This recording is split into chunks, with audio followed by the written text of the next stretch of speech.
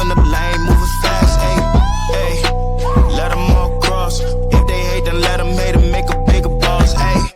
This episode is brought to you by SPI Logistics, the premier freight agent logistics firm in North America.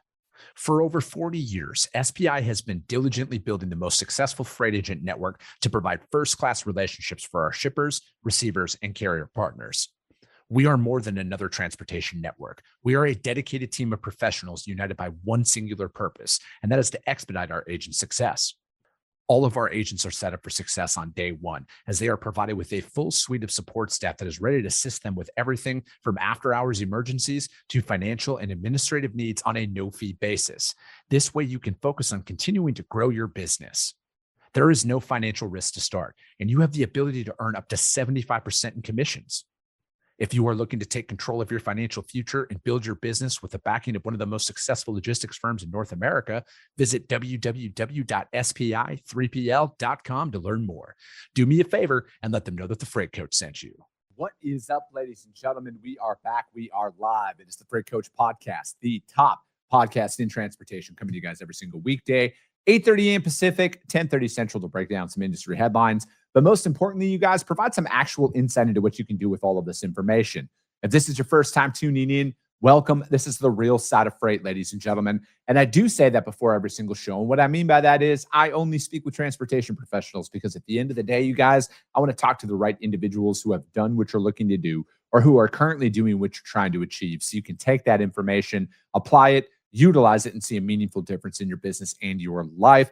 Happy Thursday, everybody. It's great to be back in studio. I was out at IANA these last couple of days down in Long Beach. Got some really good interviews recorded. We're going to be doing some mashup episodes from that we'll be releasing out here in the coming weeks. But today's guest, you guys, I'm really looking forward to speaking with him. You know, as somebody who is getting deeper and deeper inside of how can I do more with less, especially with technology as a founder of a business, and how can I, you know, kind of automate a lot of this stuff out there. And there's so many tools that are at our disposal now. So we're going to talk about that today. I got Mr. Bill Holaday on the show. Bill, thank you so much for taking the time to join me today. Oh, thanks for having me. Appreciate it. Thank you very much. Glad to be here. I'm really looking forward to it. So Bill, I always start out every single show the same, man. How'd you get your start in freight? What brought you into trucking? So what brought me into trucking? Yeah, this is a funny story. So, you know, back in, let's call it the late 80s. So I've been around a while. So long time. I was literally working at a bank. Literally there was a change in kind of what they were doing and the direction they were going. I was literally laid off. There was a carrier in town looking for someone to run their IT infrastructure. I knew the hardware. The person who had already left, they would have hired anybody at that point. So I was hired on, didn't even know what a bill of lading was at the time. And now here I am 38 years later.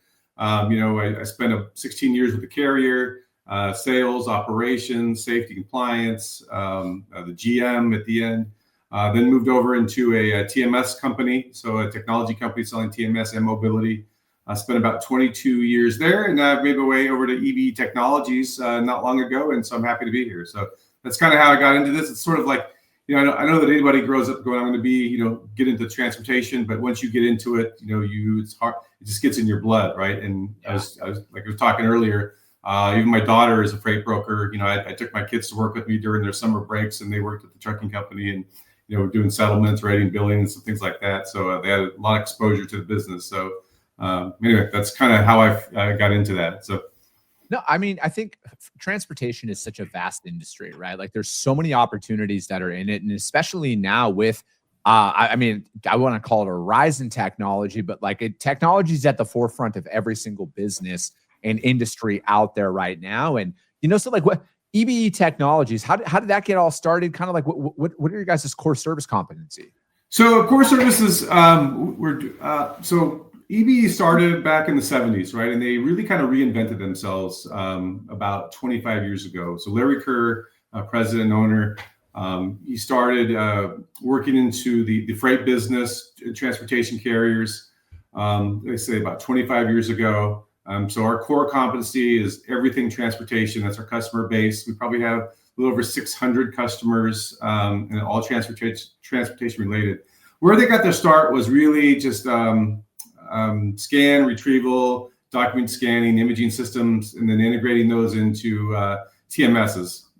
So that's kind of where they got their start. So then over time, they became very good at the OCR piece, character recognition, and learned AI around, forums and things like that. So that's really where that kind of got started. So, and it kind of really blossomed into this big business for them around, we do so many other things on top of that now. We get into driver services, safety and compliance. We have deep integrations into mobility companies. We have, web portal products and services that we do that, automatic updates and things like that. So kind of a wide variety of these kind of, I'll call point solutions around what you would kind of hook into a TMS, if that makes sense. Or mobility products. Yep.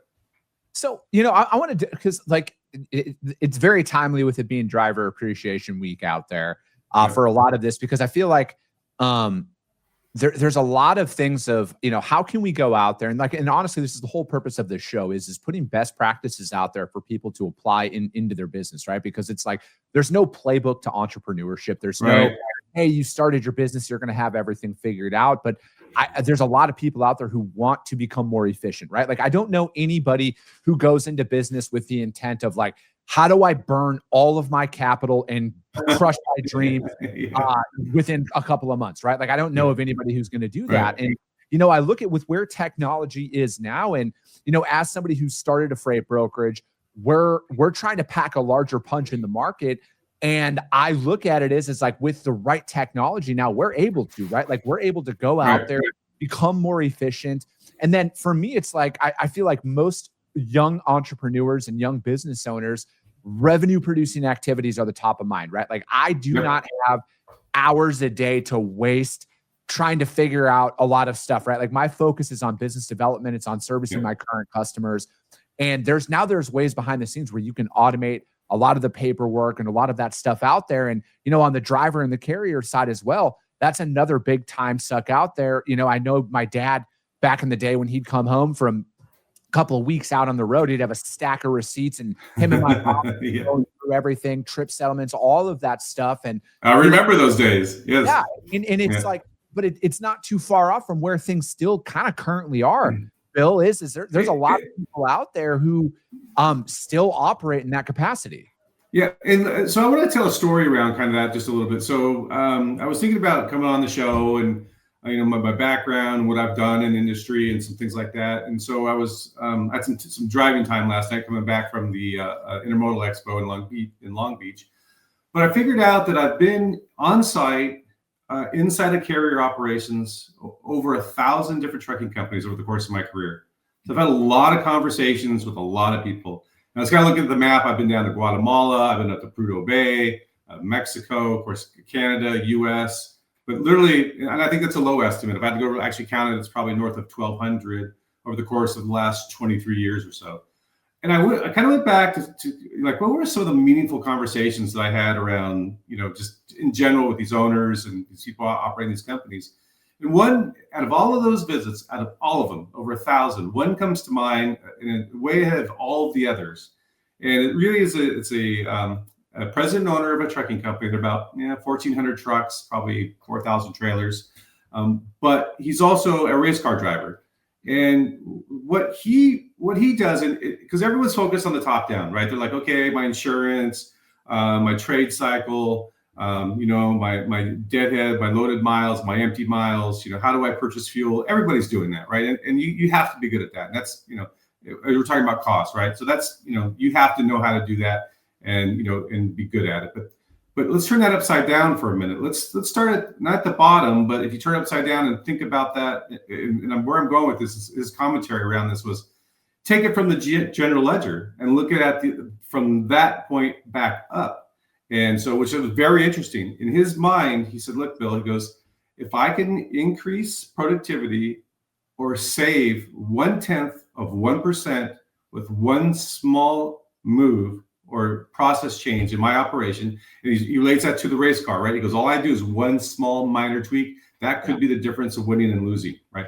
Yeah. So in his mind, he's like, okay, look, if it's 0.1 of 1%, I do that 10 times, I'm at 1%. I do it 100 times, I'm at 10%. And he's like, those are huge dollars if you think about it in those terms. And I'll never forget that conversation because he was hyper focused on the small things. The big things are, table stakes, right? Okay, you have to be good at those things, but start from the GL, work your way back up, considering the customer, right? That's got to be paramount in your decisions. But He felt like that was his advantage. He goes, they spend time on the little things to make them a big thing, if that makes sense. No, it makes perfect sense. And that's one thing that my, I have a couple of friends that are CFOs out there, and my CPA said that to me in my business. They've all alluded to pay attention to the small expenditures that you don't notice, right? And I feel like that's one of those things inside of, whether you're, paying for some service out there as a business owner, it's $40 here, $80 there. You don't notice it, right? Because it gets buried by your $1,000 fuel purchase and stuff like that. Right. It's the death by 1,000 cuts analogy that I think is perfectly applicable here. And, I want to talk though about that, like with those non-fuel operating costs that are like crushing carriers out there right now. Where do you see some of those biggest cost drains in relation to like automation, and where it can solve? Yeah, great question. So I'll give you an example. We just signed up a customer. I'll back up a second around time to value, and just your time in general. I mean, if I can come in and say, look, I can save you 3 hours a day. Okay, how meaningful is that? So you're like, that's 3 hours. But honestly, if someone showed up today and said, look, I can automate 3 hours of your day, I would take that in a heartbeat, right? Yeah. I mean, think about the time back. But and of course, it's not for everybody, right? It's more of the tasks that are kind of, we'll call them mundane or repetitive, that we can automate. But those are big, right? So, the time savings, we've taken a true LTLer, City P&D, hub and spoke, 14 terminals. We're going to roll out our driver app. We're going to scan the paperwork. We're going to turn that paperwork into bona fide orders before the paper actually gets back to the terminal, right? So those are actually like a 204 going into the system ahead of time. So something like that, those guys are going to save on an annual basis, roughly across the 14 terminals, about 10,000 hours a year. All of a sudden that 10 hours, that 20 hours, and people are like, oh, how meaningful is it? Think about that. That's incredibly meaningful. It's like, those are big numbers. Now that's not for everybody, of course. And it's, it's a good example, but some are smaller, but the accuracy of the data, how important is that, right? That's super important, as you know, right? Getting the freight bill out correctly, right? The right bill to the right customer, and billed correctly, getting the driver's pay correct. The driver pay it's one of the biggest things, because come payday, the driver knows exactly to the penny, right, what they should be getting paid, right? Yeah. And that's wrong, you're going to hear about it, right? And all of a sudden you've got a problem with your drivers if you don't do that correctly. So, and paid on time, right? There's all those things that we automate the entire process, right? So it's ensuring a better customer relationship, right? Because we're got a better connection to the customer. We're deeply integrated with them. We have a better relationship with the driver because we're more accurate, like in their pay and things like that. And so, those are some things that we're doing that makes our customers' relationship with their customer better. Yeah, no, I was just talking about this on a show here recently, where I would argue your ability to properly invoice your customers, whether you're a carrier or a broker, is more important than your ability to service them at the end of the day. Because like, if you look at it from an overarching like side effects of this, if you can't bill somebody properly, yes, they can't pay you on time, slow payments will kill most businesses, right? Like it's a very well-known fact. Like, I don't know the exact percentage, but it's a very high percentage of businesses are within 30 days of going out of business every single month due to cash flow constraints. So it's like with these slow billing cycles that come up, and a lot of people struggling with them because they can't invoice their customers properly, for one example, how can automation help, maybe cut invoice times, improve cash flows and stuff like that? Yeah, so we're very good at that. So I'll give you an example. So in our driver app, if I've got a driver out, doing their deliveries, whether it's one drop or multiple drops, what they do at the end of the trip, scan the paperwork, right? And once we scan the paperwork at the end of the trip, we can literally send out a freight bill within 5-10 minutes of that delivery. And we're checking the paperwork, we're making sure everything that's required is there, the driver trip sheet, the bill of lading, the signed POD, we're looking for signatures, all those things. But if we get the green light that those are all good and we've validated that those are good, we can send the freight bill out right then and there. So literally right there, and accurately feed that back into the TMS, the billing goes out, it's good to go. So we're very good at that. And things like in a manual world where we have a customer that their drivers come back with a manual trip sheet that what they did all day, right? Kind of an out back, and their turn all day is an example where hey, they come back to the office at the end of the shift, they give someone a piece of paper, and now they got to go key all this in. But we can actually scan that document and just turn that into 204s, bring those into the TMS, and handle it that way. So we can automate that process as well. So we can do the billing as quickly as anybody really wants to. So there's no limitation. The only thing would be is, hey, if we find an exception or if there's something missing, right, that'll go into hold queue. Someone needs to look at that. But otherwise, the freight bill's going out immediately. Mm-hmm. So, I want to switch to, because like when people hear there's just so many buzzwords out there right now, Bill, within technology, so it's like, you hear about RPA. So, for those of you who are listening who do not know what an RPA is, robotic process automation. I look at it and I hear that. And again, I look at myself as a small business owner, and it's like, what are some of these things? Like, where could I put an RPA to automate my workflows, right? Like, what can I do to build that up? And I'm looking at it from a driver's perspective as well. And you were talking about the trip settlements and all of that. How are RPAs helping with like the manual busy work that most drivers and small fleets are dealing with on a day-to-day basis? Yeah, so what we run into a lot is our customers have to go and update a web portal. Is a great example, right? They have to upload paperwork, they might have to download something, they have to give status updates.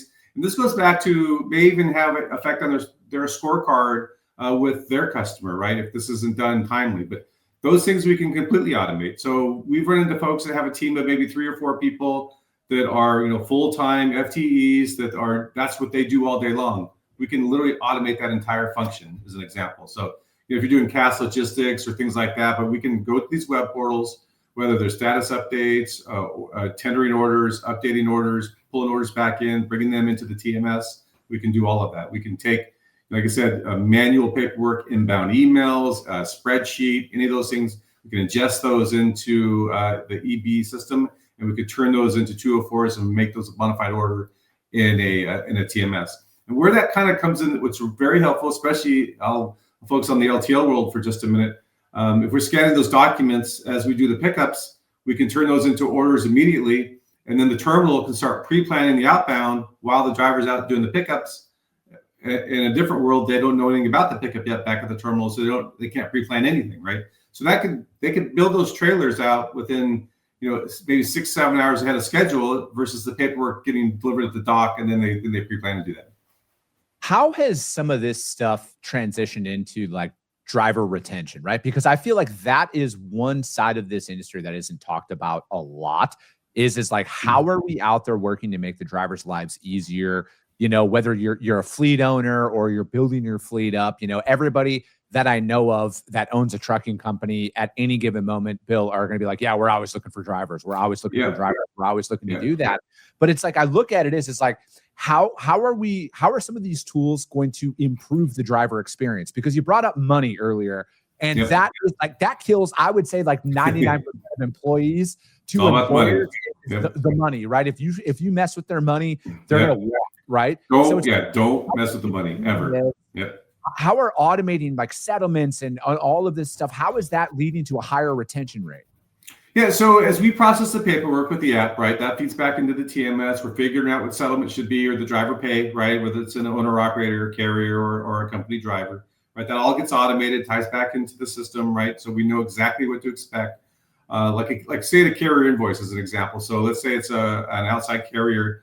We know exactly what we should be paying them. They should know exactly what to get paid, right? We can validate that, right? If it falls in like an exception queue because it's out of compliance with, a threshold of, maybe let's call it 2 or 3%, whatever it might be, right? So we can take care of that as well. So, but for the driver themselves, like they're looking for something easy, right? They don't want some complicated app. I got to log into this app. I got to look in this one. I got to do this. We have deep links into a number of different mobility platforms. And so we're able to get into these different systems and tie into the devices they're using today for their ELDs, right? So it's like a one sign-on for all, but also it's ease of use, right? So I don't know if you've ever used an app. I'll give you an example. It's not a driver example, but I was my wife had to go to a different dentist recently. And they sent her this link to an app. She had to fill all this information out, and she was just, fit to be tied because it just wasn't user friendly, right? It was just, she finally handed it to me. Hey, can you do this for me? Like they just want it to be easy, and that's what we've done, right? It has to be easy, or they won't use it. And then we tie that back into our recruiting piece, right? Where we we've had a database of over, I think it was 3 million drivers. If we've seen them before and they're applying for any of our customers in the past that use our system, then it's just the name, put it in, and we were able to do that. We can take their cards, upload those, so we can autofill some of those things in. It's just easier, right? So they just want easy. They don't want to be bothered. They want to drive the truck. They want to deliver the freight, because what's important to them is getting it there on time, getting there safely, right? No damage, right? And all this other stuff is, we kind of put it on the drivers, so it's got to be easy. Yeah. Again, I'm not a driver. I'm not speaking for drivers, but my dad was a driver and I know his personality. I know how he was. And that is it. Like, he didn't want to be bothered with any of this at the end of the day, Bill. He wanted to drive. That was it. Right.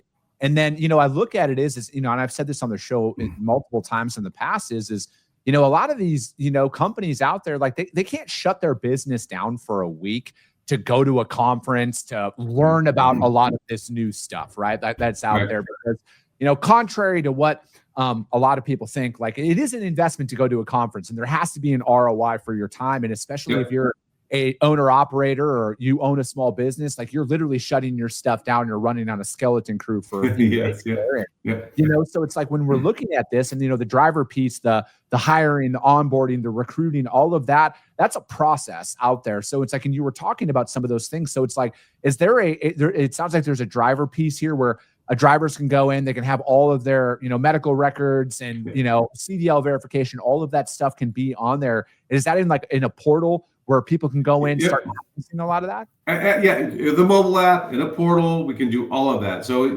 everything from applicant tracking, the DQ files, as you kind of bring that driver along through the recruiting process, that's all kind of automated. We have drip marketing to reach back out to the drivers, like, okay, we haven't heard from you in a week. I thought we were progressing here as we recruit you, right? Here's what we're going to do. We can do it by regions. We can do it by state. You kind of define that. So the key ultimately is the ease of use for the driver to use those tools, right? And if it's not easy, they're not going to use it. We know that, right? So, down effects of this, right? Hiring the wrong driver. Like, there's been a lot of highly publicized things here as of late about, safety, compliance, and a lot of that stuff. And, there's real consequences if you hire the wrong drivers and stuff like that out there. But, safety and compliance is another thing. And, every time I see a lot of this stuff that comes about, Bill, I'm like, it seems like it's a reaction in the moment, right? And it's like, the outsiders looking in is kind of like, how did we get here? Like, that's a lot of those things. When I see a lot of this stuff, I don't necessarily blame the incident. I blame the oversights that led to put somebody in that position to make that mistake, right? And it feels like it with safety and compliance is more times than not, once you start seeing some of these carriers that are out there, there was a clear lack that led to this point, right? So it's like, how are you guys out there and how do you see automation help carriers stay more, up to date with all of their safety and compliance processes? Because that's going to ultimately lead to lower insurance, and insurance is a whole other cost suck for most carriers. So not a lot of people know this about EBE, but what we've done is, and I mentioned deep links into mobility products, right? The mobility platforms of the world, without naming all of them, and camera systems, right? So what we've done is, like, I'll go back to the deep links into these products. We were able to extract all that information about the ELD, the hours of service, the driver behavior from the cameras, all of this. So, and where we're really good is if there's I'll call it a mixed fleet. So in other words, if I've got a fleet that's got 2 types of telematics and maybe 2 types of cameras, as an example, maybe there was a merger, right? So now they've got, all this technology, they're trying to figure out how do we combine it, right? We're able to bring that into one pane of glass for the fleet manager and the safety manager to view. And then we look at the driver behaviors. Is there anything that's concerning to us, right? And then we can pull them aside and have or bring that to the attention of the safety manager. Say, look, here's some things that you need to be aware of that's happening with these particular drivers, and maybe they need to. We'll send them some educational material or bring them into the terminal, things like that. But we're very good at capturing that information. And I'll go back to the one pane of glass that we're able to present to the fleet managers and the safety managers. Yeah, which is a lot of people don't know that we do that and find that interesting, considering we don't have an ELD or we're not a mobility company, right? No, I look at it I think if there's one underlying thing across every industry when it comes to technology and everything else, Bill, is like, this is just going to replace us, right? Like, this is going to replace people.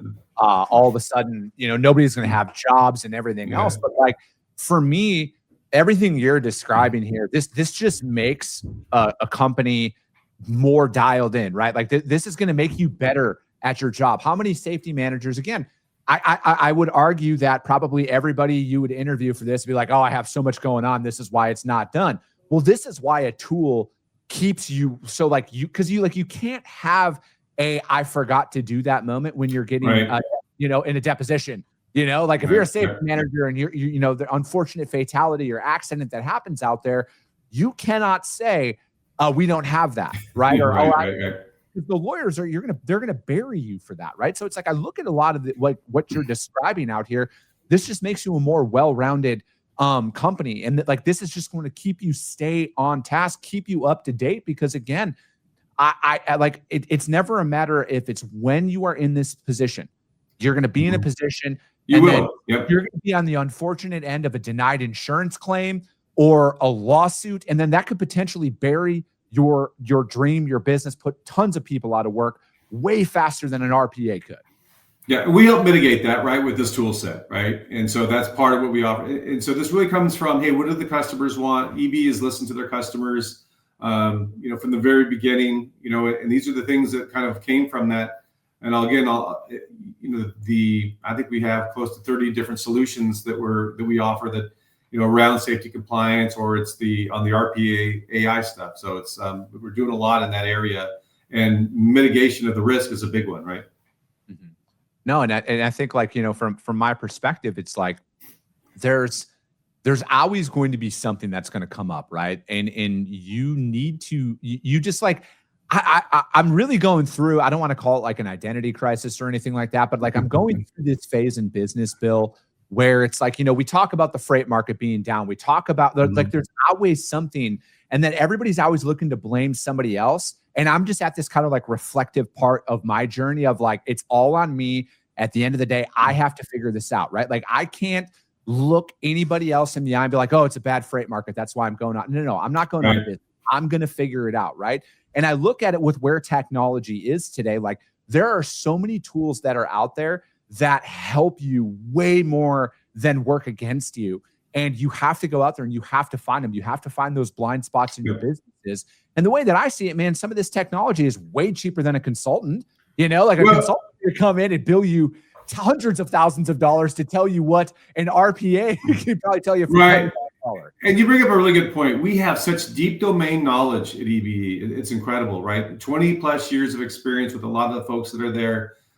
We got some industry veterans that just arrived. So we've got a really nice mix of people there. And it feels kind of, honestly, a little bit as they've been in business over 50 years, but it's kind of a startup vibe to it, where we're doing all this stuff. It's point solutions. We're helping all these carriers with these big giant TMSs kind of extend the life of their TMS, right? With these point solutions, adding on some functionality that they've never had before. So, because the freight's down, right? People are watching every penny. At some point they may have a 25-year-old TMS, but they're not ready to make that move yet. They got to wait. It might be 3 or 4 years. But in the meantime, we can help them extend the life of what they're doing with their current solutions. Bill, what is something that you think people should be on the lookout for in regards to tech and freight? Or maybe what's one thing, as we're wrapping up here, that you wish more people were aware of when they're like vetting possible vendors out there to hire for their company? Well, I would say that, because I've been doing this a long time, TMS and point solutions, it's really, when you're looking at people and solutions, my advice is, look, you've got to make them prove they can do it. Right. A lot of people go around talking about what they can do. There's an old saying, we call it vaporware, right? You've got to be able to ask those people, prove to me that you can do this, show me that you can do it, and truly walk me through the process, right? And maybe to the point of, hey, take my data and show me how that works. I need to know.